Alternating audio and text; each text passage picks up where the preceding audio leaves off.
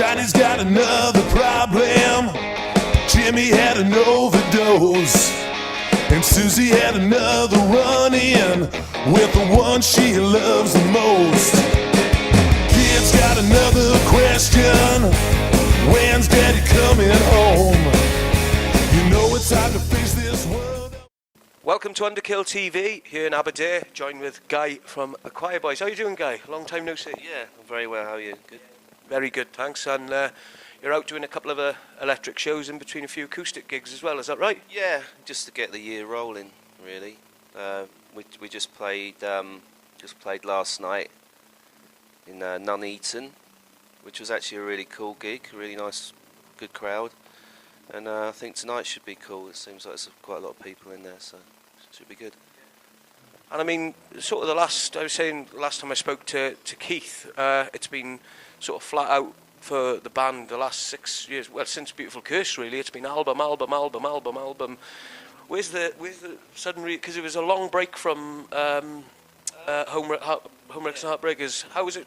Well, we hooked up with new management and a new label, and they had the means to make the records when we wanted to make the records, and they kicked us up the arse basically to sometimes we need that. So and I think nowadays you've got to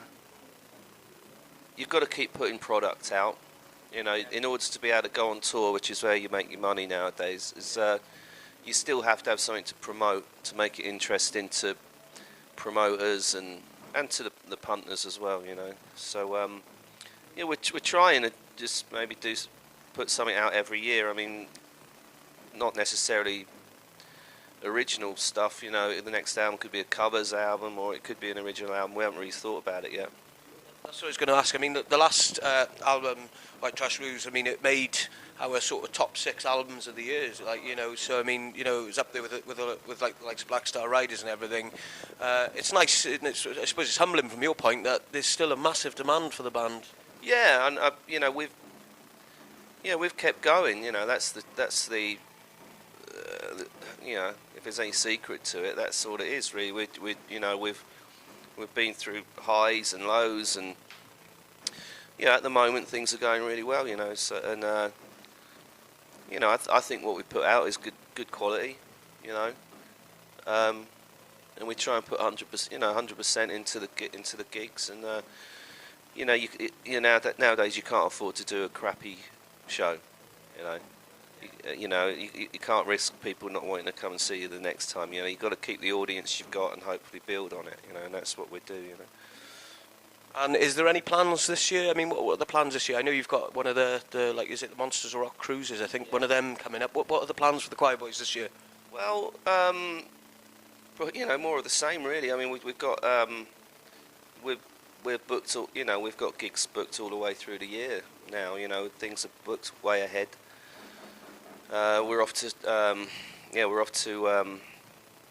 the States in a couple of weeks for that cruise, and it goes to the Caribbean, and it's good fun. There's a lot of good bands on there, and then when we got a Spanish tour, and then we've got the UK tour that goes through April and March and April, and then just into the festivals and stuff in the summer.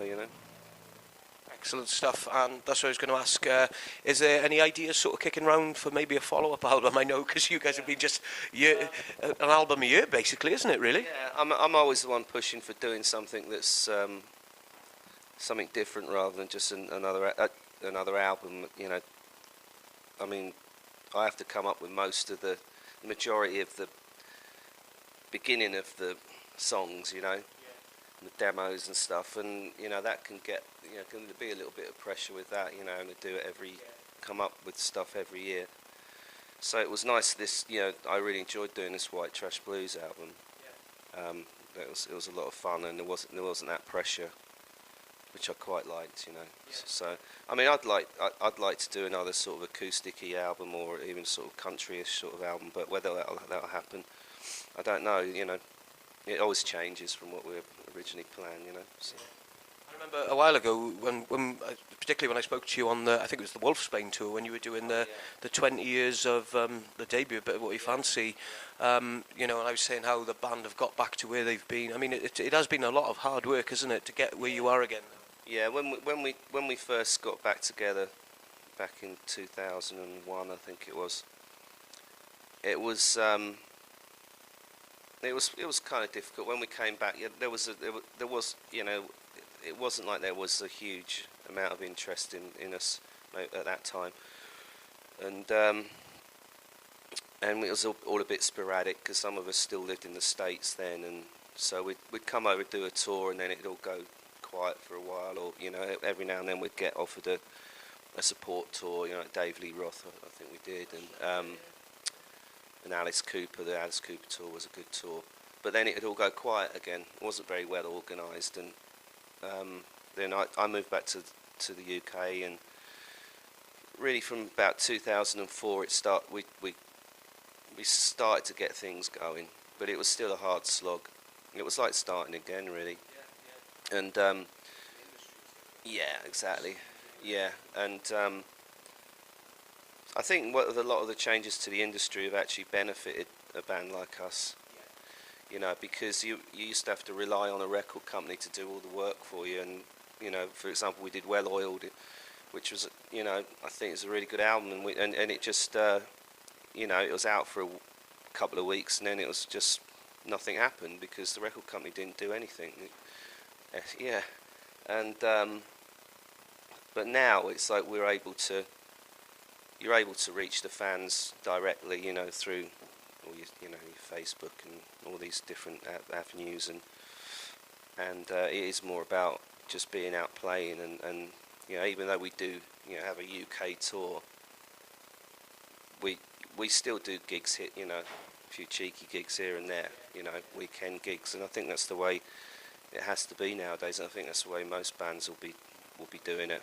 You know, you just got to keep working. I know you're literally going to go on stage in about 5 minutes or so I'll keep it very short and sweet. One last thing I wanted to ask, how does the songwriting take place with it? Do you sort of come up with the idea, you and Paul, or something, to bounce it around with Spike then? Or? Everyone seems that we don't really sort of sit in a room together. Like Paul comes up with a few ideas, he'll come in with something, and it's, you know, most of it's written, and then me and Spike will add our bits to it. With my stuff, it's usually sort of, I've got pretty much all the melody and, you know, all the parts and some of the lyrics, but then Spike will come in and change it and do his thing with it. And I don't know, it just seems to work, you know.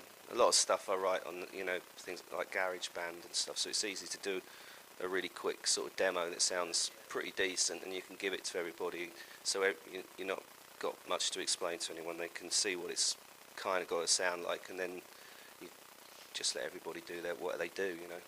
Excellent stuff. And the usual place, anybody who wants to check anything out with the Quireboys, is Twitter, Facebook pages, and obviously the website, which you can just get right here. Guy, I really do appreciate your time, and we look forward to seeing you. It's never a bad show with the Quireboys. It's what rock and roll's all about. Make sure you check the guys out throughout the year to see if they're playing anywhere near you, and we wish you all the very best, and all the very best for the Monsters Rock cruise as well. This is Alistair from Underkill TV, signed out with the one and only Guy Griffin. Thank you, Guy. Cheers, mate.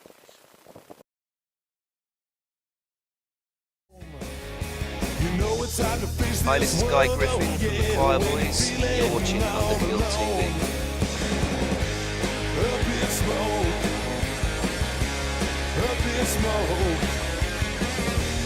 This whole world's going up in smoke. Can't stay out of trouble. You got nothing else to do, and it's hard to not get paranoid.